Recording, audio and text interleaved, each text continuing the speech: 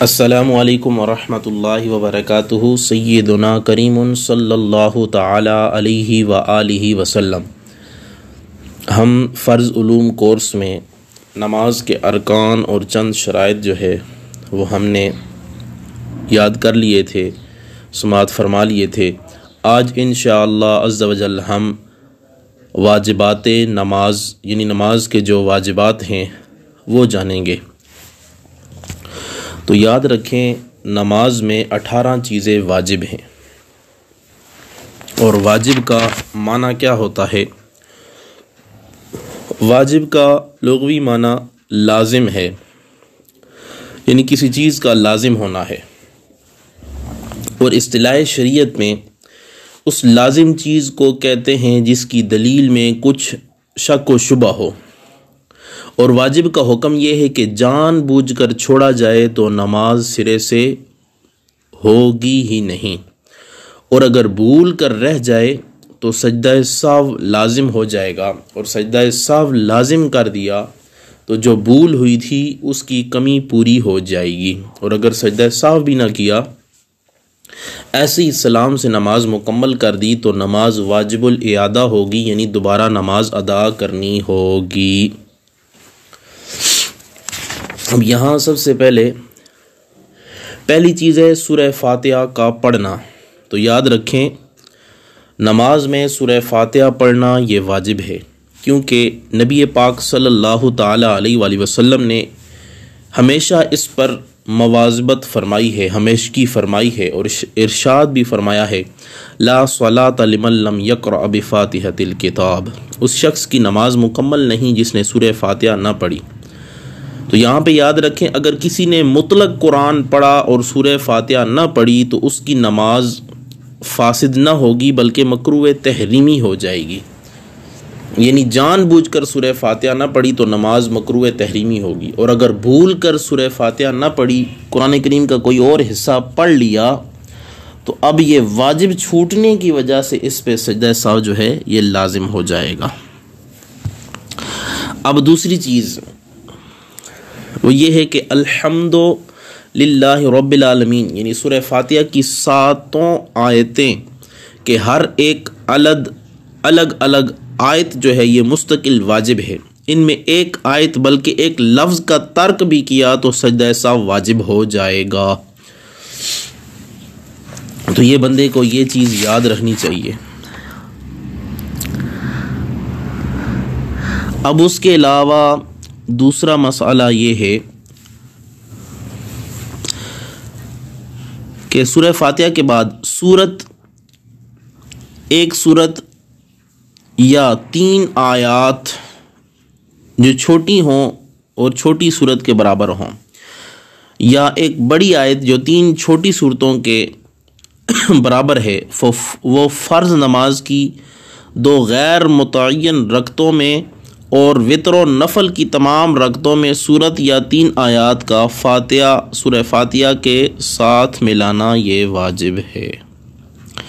صورت مسئلہ یہ ہے کہ سورہ فاتحہ کے بعد سورت یا 3 آیات پڑھنا واجب ہیں۔ فرض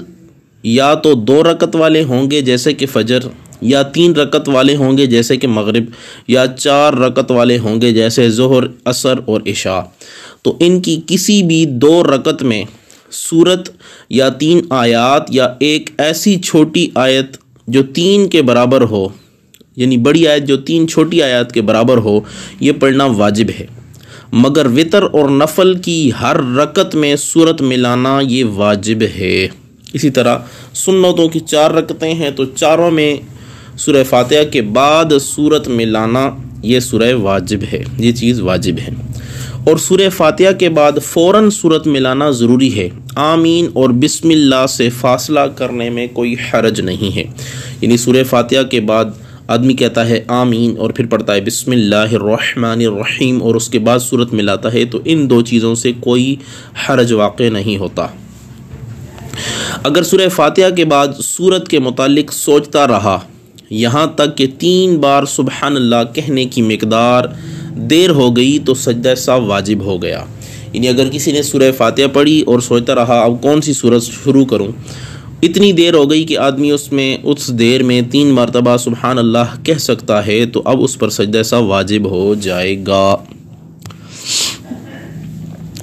اس کے بعد اگلا مسئلہ ہے پہلی 2 رکعتوں میں قرات کا تعین کرنا۔ صورت مسئلہ یہ ہے کہ فرض کی پہلی 2 رکعتوں میں سورہ فاتحہ پڑھنا ضروری ہے،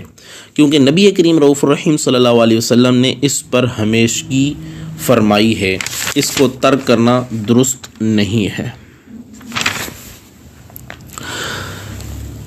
اور یہاں پہ کیونکہ نبی اکرم صلی اللہ علیہ وسلم نے ہمیشہ پہلی 2 رکعتوں میں قرات جو ہے وہ کی ہے، اور یہاں فرائض مراد ہیں، نوافل اور سنتوں نیز وطروں میں تو تمام رکعت میں قرات فرض ہے، یعنی وہاں پہ جو ہے وہ آپ نے قرات کرنی ہی کرنی ہے۔ اس کا اگلا مسئلہ یہ ہے کہ سورہ فاتحہ کو سورت پر مقدم رکھنا، کسی اور سورت پر مقدم رکھنا۔ صورت مسئلہ یہ ہے کہ سورہ فاتحہ کو کسی اور سورت سے پہلے پڑھنا، لہٰذا اگر کوئی اور سورت پہلے پڑھ لی پھر اس کے بعد اس سورہ فاتحہ کو پڑھا یا یاد آئی اور اس نے دوبارہ سورت پڑھ کر دوسری سورت پڑھی تو سجدہ سہو واجب ہو جائے گا۔ یعنی اگر کسی نے پہلے سورہ اخلاص پڑھی پھر یاد آیا کہ سورہ فاتحہ تو رہ گئی ہے، اب سورہ فاتحہ پڑھ کر دوبارہ سورہ اخلاص پڑھے اور آخر میں سجدہ سہو کرے تو اس کی نماز درست ہو جائے گی۔ اگلا مسئلہ سماعت فرمائیں، سجدے میں ناک کو پیشانی کے ساتھ ملانا، یعنی یہ 2 چیزیں ملی ہونی چاہیے، جبکہ پیشانی میں کوئی تکلیف وغیرہ یا ناک میں کوئی تکلیف وغیرہ نہ ہو تو ناک اور پیشانی دونوں زمین کے اوپر جو ہے وہ قرار پکڑ لیں۔ اس کے علاوہ ہر رکعت میں کسی دوسری رکن کی طرف منتقل ہونے سے پہلے دوسرا سجدہ کرنا، یعنی ہر رکعت کے دونوں سجدے ساتھ ساتھ ادا کرنا یہ واجب ہے، ان میں تاخیر نہیں کرنی چاہیے۔ ایک سجدہ کرنے کے بعد اتنی دیر آدمی نہ بیٹھا رہے کہ جس میں 3 بار سبحان اللہ کہنے کی مقدار گزر جائے۔ اگر 2 سجدوں کے درمیان جو مستحب دعا ہے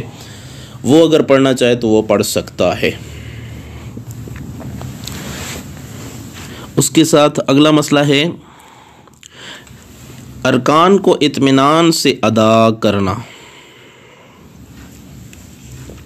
پچھلا جو مسئلہ میں نے بیان کیا 2 سجدوں کو لگاتار ادا کرنا، اس میں ایک یہ ہے کہ صورت مسئلہ یہ ہے کہ ہر رکعت میں 2 سجدوں کی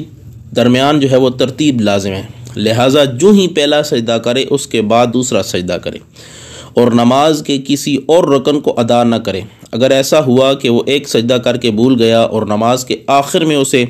یاد آیا کہ میری پہلی رکعت میں جو ہے وہ ایک سجدہ رہ گیا، اب اس نے آخری رکعت میں وہ سجدہ بھی کر دیا تو اب اس پہ سجدہ سہو واجب ہو جائے گا اور سجدہ سہو کے بغیر نماز نہیں ہوگی۔ اب ارکان کو اطمینان سے ادا کرنا، ارکان کو اطمینان یعنی رکوع،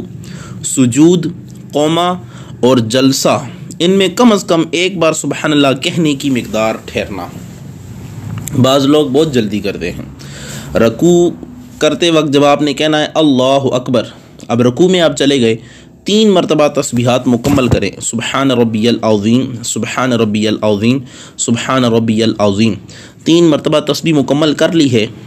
اب کہنا ہے سمیع اللہ لمن حمدہ، تب کھڑا ہونا ہے۔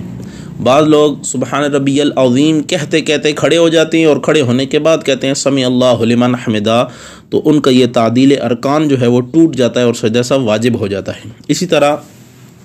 لوگ جب قومہ کرتے ہیں یعنی سمیع اللہ لمن حمدہ کہنے کے بعد کھڑے ہوتے ہیں، اب کھڑے کھڑے بندے کو کہنا چاہیے ربنا ولک الحمد، یہ مکمل ہو گیا۔ اب اس کے بعد اللہ اکبر کہتے ہوئے سجدے میں جانا چاہیے، لیکن لوگ کھڑے ہوتے ہیں ربنا ولک الحمد کہتے کہتے سجدے میں چلے جاتے ہیں اور سجدے کے قریب جا کے اللہ اکبر کہتے ہیں، تو یہ درست نہیں ہے۔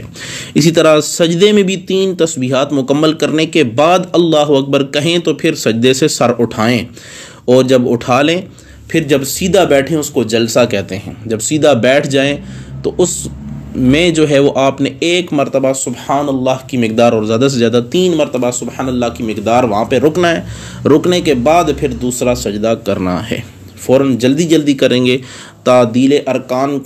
قائم نہیں کریں گے، یعنی ارکان کو اطمینان سے ادا نہیں کریں گے، تو آپ کا یہ واجب رہ جائے گا اور یوں نماز آپ کی درست نہیں ہوگی۔ جب اتنی محنت کر رہے ہیں تو مزید تھوڑی سی محنت اور کر کے جہاں پہ 5 منٹ یا 3 منٹ لگے ہیں، اگر وہاں پہ 30 یا 40 سیکنڈ اور لگ جائیں تو آپ کی نماز درست ہو جائے گی۔ اس کے علاوہ اگلا مسئلہ یہ ہے کہ پہلا قاعدہ کرنا اور پہلے قاعدے میں تشہد پڑھنا صحیح قول یہ ہے۔ اب پہلا قاعدہ کرنا یعنی قاعدہ اولا واجب ہے اگرچہ نماز نفل ہو، دراصل وہ 2 نفل کا ہر قاعدہ اخیرہ ہے، اور فرض ہے اگر قاعدہ کیا اور بھول کر کھڑا ہو گیا تو جب تک اس رکعت کا سجدہ نہ کیا لوٹ آئے اور سجدہ سہو کرے، یعنی ہر نفل جو ہے اس میں دوسرا قاعدہ جو ہے وہ واجب ہے، اور فرض جو ہیں اس میں بھی دوسرا جو ہے وہ قاعدہ واجب ہے۔ اگر واجب نہیں یعنی واجب ادا نہیں ہوا، یعنی دوسرے رکعت میں بیٹھنا بھول گیا، سیدھا کھڑا ہو گیا، تو اب اس کو چاہیے کہ وہ کھڑا ہی رہے، واپس نہ آئے۔ اب جو ہے وہ آخری رکعت میں سجدہ سہو کرے گا تو یہ نماز درست ہو جائے گی۔ اگلا مسئلہ ہے پہلے قاعدے میں تشہد پڑھنا، یہی صحیح قول ہے، کیونکہ بعض کے نزدیک تشہد یعنی التحیات یہ پڑھنا سنت ہے درود ابراہیمی سے پہلے، مگر یہ واجب ہے اس لیے کہ آقا دو جہاں صلی اللہ علیہ وسلم نے یہ عمل ہمیشہ کیا ہے، یہ فرض نہیں ہے، یہ واجب ہے۔ یعنی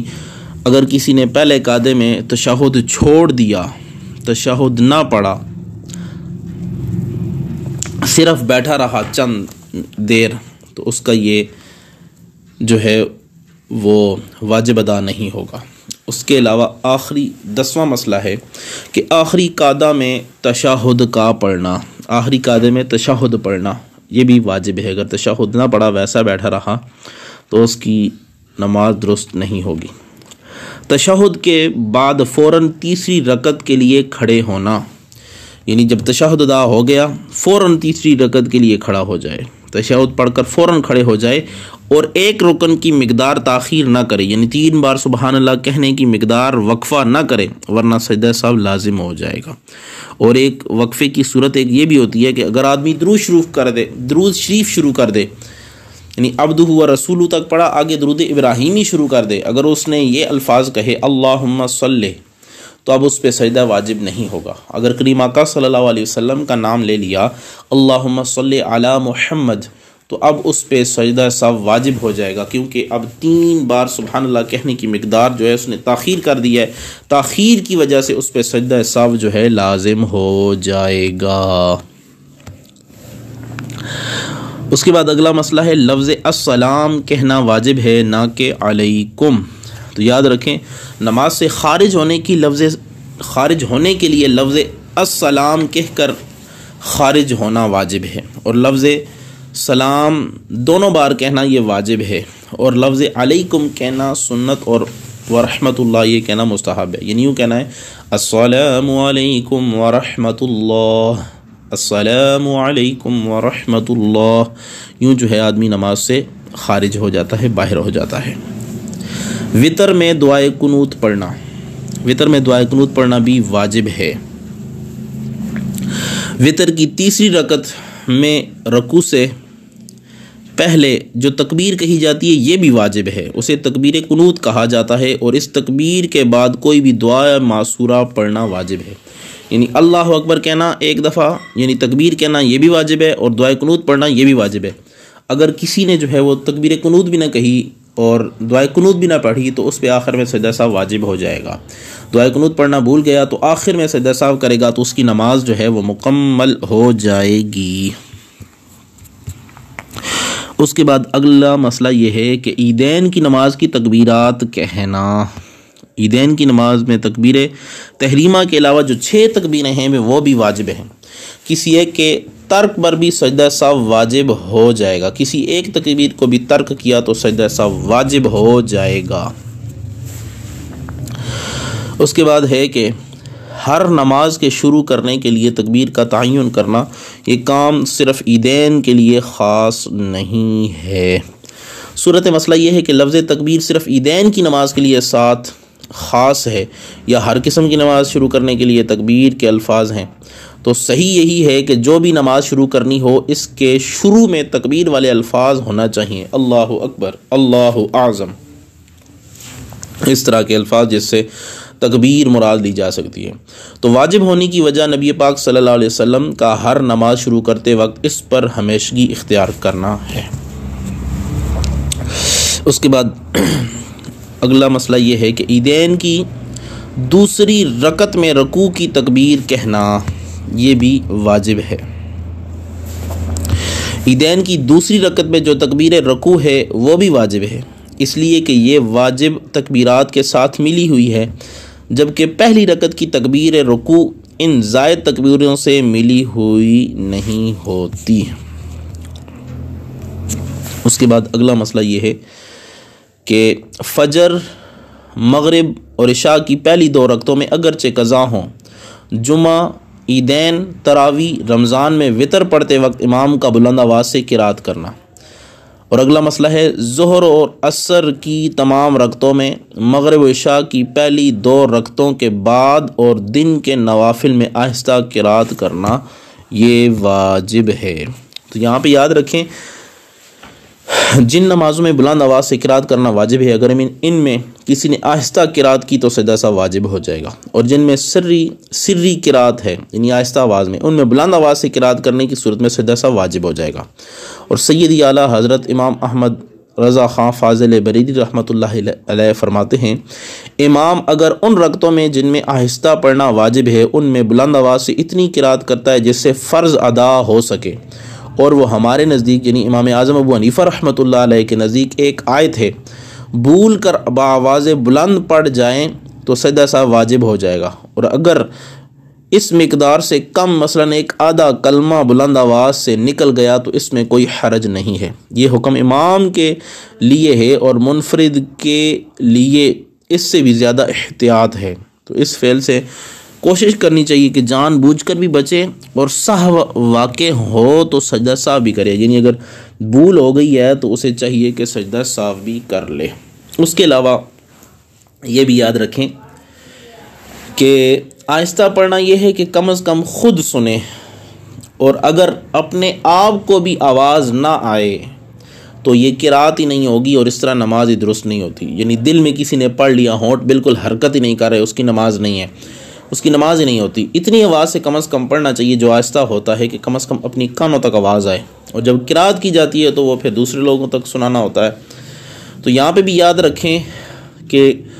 یہ جو نمازوں کی ترتیب ہے جس میں آہستہ یا بلند پڑھا جاتا ہے، تو سکون و آرام کے وقت پڑھی جانے والی نمازوں میں قرات بلند آواز سے رکھی گئی، اور شور و شغب کے وقت یا شور و غل کے وقت مثلاً ظہر اور عصر کے اوقات میں آہستہ آواز سے قرات کی جائے گی۔ اور جمعے کی نماز اگرچہ دن کی ہوتی ہے لیکن اس وقت بازار بند ہوتے ہیں اور شور و غل کم ہوتا ہے اور لوگ مسجد میں جمع ہوتے ہیں، اور عیدین کی نمازوں کا بھی یہی حال ہے۔ اس کے علاوہ شروع میں کفار مسلمانوں کو نماز پڑھتا دیکھتے اور ان کی قرات سن کر گالیاں دیتے تھے، تو دن کی نمازوں میں آہستہ پڑھنے کا حکم ہوا تھا، اور مغرب کے وقت وہ کھانے میں مشغول ہوتے تھے، تو عشاء کی نماز ویسے تاخیر سے ہوتی ہے اور صبح کے وقت وہ سوئے ہوئے ہوتے تھے۔ نیز جمعہ اور عیدین کی نماز مدینہ شریف میں جا کر شروع ہو گئیں، اور وہاں کفار کی قوت یا ان کی قوت بہت کم تھی یا ان کی قوت حاصل ہی نہ تھی، لہٰذا جری اور سحری قرات کی ایک حکمت جو ہے وہ یہاں پہ یہ بیان کی جاتی ہے جو علامہ محمد صدیق ہزاروی رحمۃ اللہ تعالی علیہ نے اپنی کتاب میں بیان فرمائی ہے۔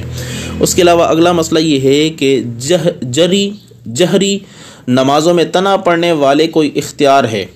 جس طرح رات کو نفل پڑھنے والا مختار ہے، یعنی رات کو نفل پڑھنے والا یا جری نماز جس طرح فجر ہو گئی اور مغرب ہو گئی اور عشاء ہو گئی، ان نمازوں کو اکیلے پڑھنے والے کو اختیار حاصل ہے، بلند آواز سے اگر پڑھنا چاہے، قرات کرنا چاہے اونچی آواز سے تب بھی کر سکتا ہے، آہستہ آواز سے پڑھنا چاہے تب بھی کر سکتا ہے۔